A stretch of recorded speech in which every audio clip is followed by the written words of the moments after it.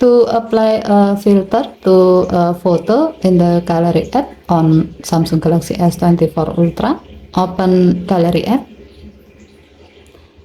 and then open the desired photo. Tap the pencil icon at the bottom of the screen to go to the edit photo screen. Tap filter icon at the bottom of the screen. By default, your photo doesn't use any filter or use original.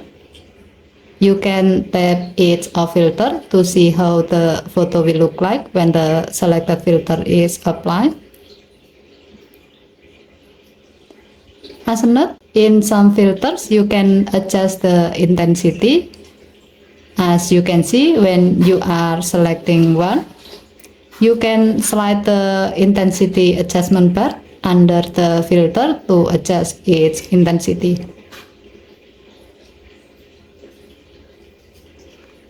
If you are satisfied with the result, tap Save to save the change and apply the selected filter to the selected photo. Okay, thank you for watching. Please help to like and subscribe. Have a nice day.